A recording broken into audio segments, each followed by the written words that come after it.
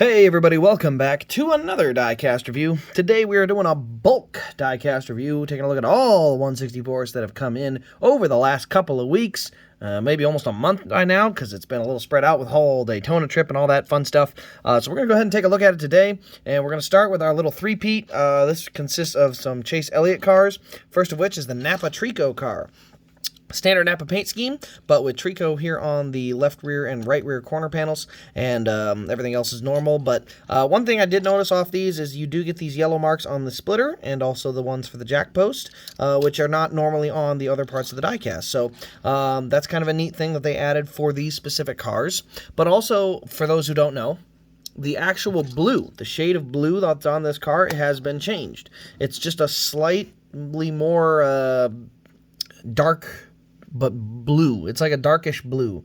I don't know how else you can put it. It's the other one kind of was more of a navy-ish color. This one gets more into the true deep blue. But yeah, so that's the Napa Trico car. This one ran at the Indy Road Course, and this was one of a few different ones that he ran. The next one I'm going to show you is the CRC Brake Clean car. So this one, same thing as the Trico car, just a different sponsor here on the back, but you still get the yellow marks on the splitter and also on the jack post. Still that darker blue, so the blues should match. But like I said, we got CRC Brake Clean back here instead of Trico or Napa, and that's really the difference. So basically, Napa associate sponsors wanted a little spot on the car like that, and that's what they did, and then they're getting individual cars made for them. Now, I know a lot of people like to say, well, it's Chase Elliott, so of course they made it, but also it does have something to do with sponsors wanting to have a car made as well. The next one is going to be this one here, the Blue Def car. Now, I have already done the review on the Elite version of this car, because it ran at Kansas, so I did pick this one up, because I got to see it run. I love playoff banners. It was just the perfect storm. I think the Blue Def logo looks the best of all the ones that are on there, so I ended up picking this one up. But yeah, definitely my favorite of the bunch is the Brake Clean one. Now, this car, like I said, does have a playoff banner and a playoff spoiler, which I will say the Napa car should have a yellow spoiler all the time. It just looks better. But the Napa, or the bright yellow banner for the playoffs also looks really good. He ran okay, ran 10th that day, but yeah, the biggest thing about this car is, like I said, I got to see it run, so same thing as the other cars, but the biggest one is me getting to see it run is what kind of put it to the top of my list. So those three are the three Napas that have come in. There's still, I believe, another one or two that are coming, so there's kind of a little selection of 5 or 6 of them total, and I will have all of them in 1/64th at some point, but these are the 3 that are available now. So the next 2 cars are coming in. We're going to take a look at some Martin Truex Jr. diecasts, the first of which is the Interstate Batteries car. Now, the 2023 version that they've just announced is going to have a red number here on the door. This one has the white number, but it's still the same Interstate Batteries Lightning car. So same exact style and design, just a red number that has been added for 2023. Oh, here we go. Oh, wait, that's Toyota trademarks. Whoops. Anyway, we got a red number 19 on top. But yeah, overall, good solid paint scheme. Looks really good, especially next to the Kyle Busch number 18. It is cool that Gibbs got the 11 with the Interstate. That's by far the most weird looking one to me, is the 11 having an Interstate logo on it. I think it just looks so weird. But yeah, definitely a little different looking on that one. All right, the next one we're going to look at is actually going to be Martin Truex Jr.'s car from the Coke 600. This is the Bass Pro Shops Salutes car, I guess. This one has always been kind of a red, white, and blue thing. They've done that for quite a while now, ever since like 2017, I want to say. But you can see the Bass Pro Shops. We got the red, white, and blue, number 19. We do have the special banner and the special tires. Here you can see the Honor and Remember tires. Oh no, it is this side. There you can see it. Black Rifle Coffee Company. You can see the American flag. Bass Pro Shops there. You got obviously our number 19, but overall, the car, it is very similar. Obviously, when they move the number forward, things change just a little bit. Get an eyelash out of there. But yeah, so things moved a little bit, but overall, still pretty solid 4th of July paint scheme for the Coke 600. I said 4th of July. I don't know why. It's Memorial Day.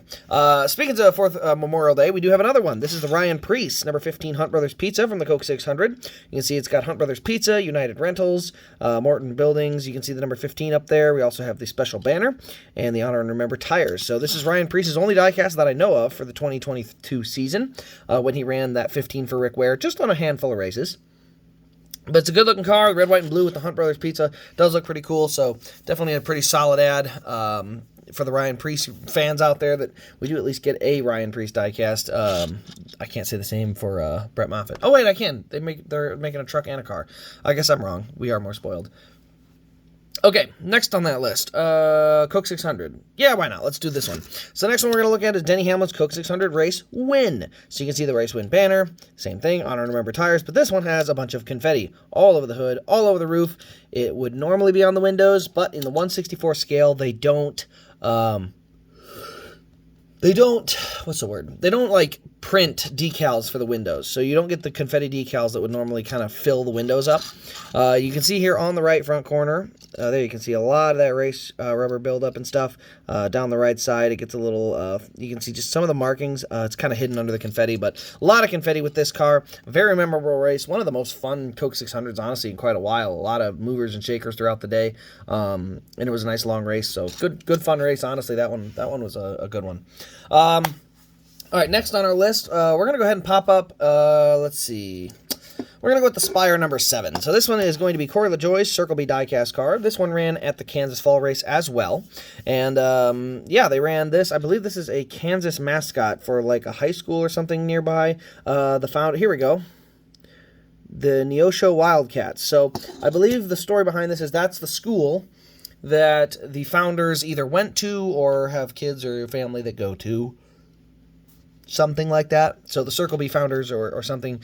Anyone in the comments might know better than me, but I know that they have some ties to that Kansas, Missouri area. So it's kind of like I know they have a warehouse in Missouri as well. So there's a second kind of home for them. They have North Carolina and then Missouri. So kind of a second home track is Kansas. So you'll see a lot of Circle B cars running in the Kansas Speedway.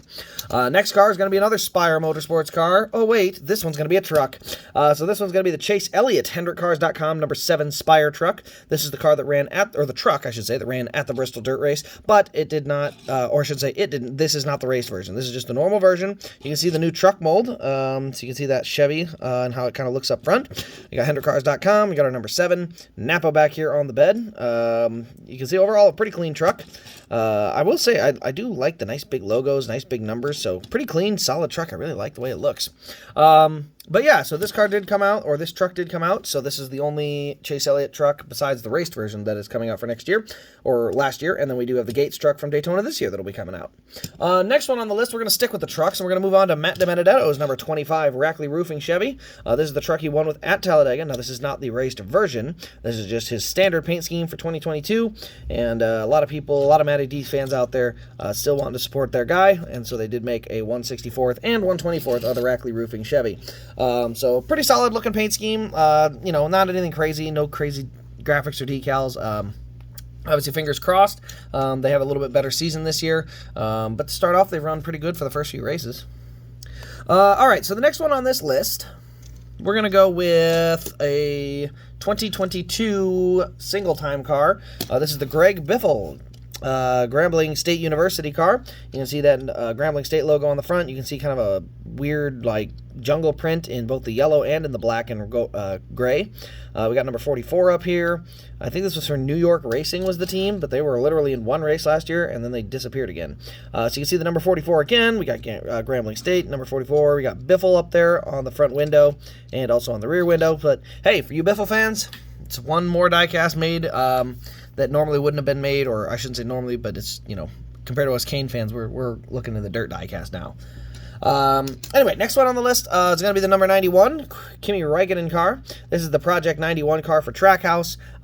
Good looking paint scheme. That bright neon 91 looks really nice. I really like the way that came out. You can also see we got obviously this kind of blue and black sponsor. I really think that's a good solid look. Focus. There we go. All right, so when was the last time you guys saw rookie stripes on a F1 driver's race car? Yeah, probably never. Juan Pablo Montoya, I guess. So it's been a while.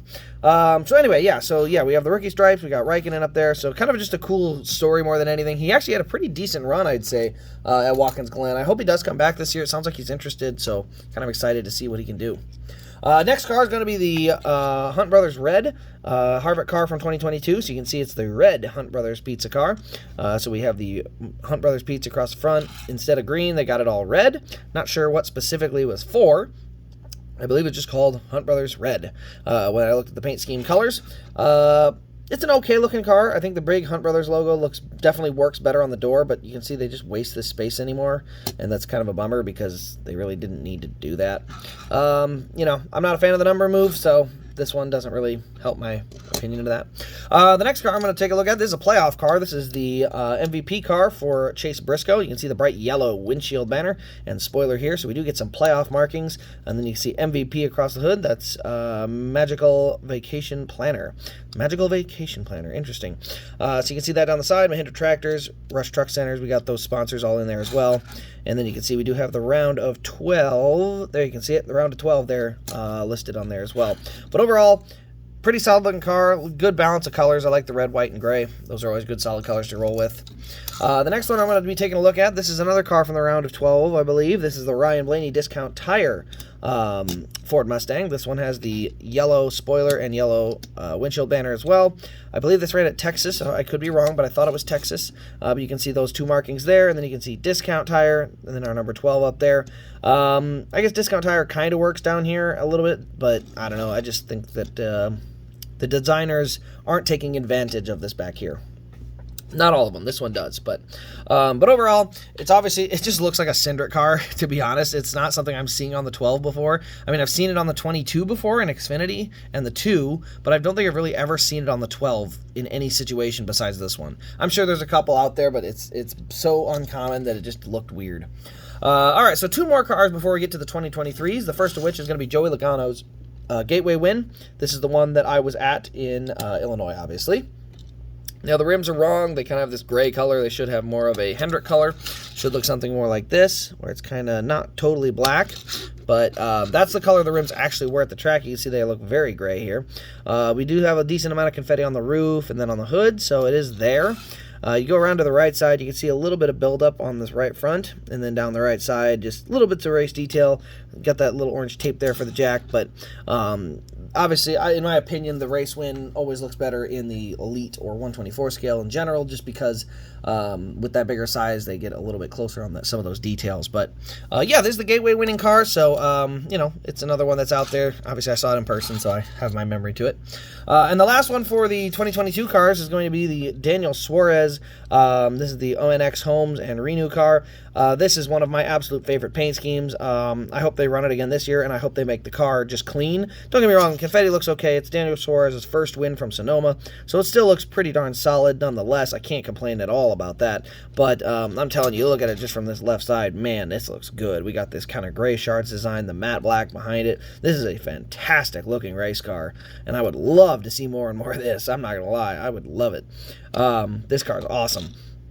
So yeah, I hope that's a sponsor that comes back this year, because this is a really good-looking paint scheme. But either way, this is his first win, so it's good to have that one in 164th, or at least finally have it in. I think that's a real good-looking car.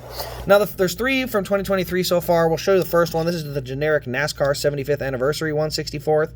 This is the Chevy version, and you can see we've got the Diamond Anniversary logo here. 1948 to 2023. Big NASCAR logo down the left side there. And then you can see right here, 1948 to the track, 2023. You can see they've got 75th anniversary here. A little bit of dirt and stuff, I'm guessing, or smoke is supposed to be over here. I'm not really sure. But you can see kind of the NASCAR Diamond Anniversary looking logo. So overall, I really like the Diamond Anniversary logo. I think that's pretty cool.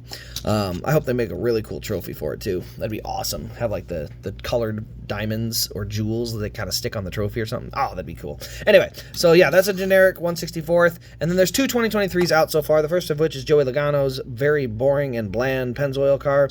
Sorry for you Joey Logano fans. I'm sorry. It's boring. It's what it is. Nice big hood logo. I'll give him props there. But man, those hood vents are aggressive. Look at that.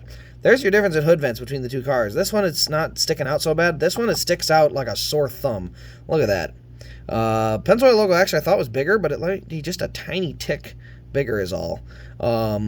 But yeah, you see those hood vents are much, much more prevalent. I mean, those hood vents stick out a lot. So I'm not sure if that's just for 2023 they did something like that, but definitely something that I noticed right off the bat was those really, really big hood vents. But yeah, that's the second 2023 car. The first one that came out here was Chris Buescher's. You can see we got the foil number there, so this kind of chrome blue behind there for Fifth Third Bank. And then you can see we do have those big hood vents again. So we got Fifth Third Bank, white, green, and blue as it kind of fades from one side to the other. You can see the 3 pillars for RFK. They told us on Twitter those are supposed to be called pillars. They're very clear. But overall, I like this. For the Fifth Third scheme, I really didn't like a lot of them up until this year. I really like this color. I think he had this one last year as well. I love the new number font for Chris Buescher. I think this, giving him his own number 17 style, I think is going to work really well. I think it looks better too. I think it looks like a more full version of the number, so kind of glad that they were able to get him his own number style. But yeah, overall, that is all I have for the 164s that have come in. You can kind of take a look at those there.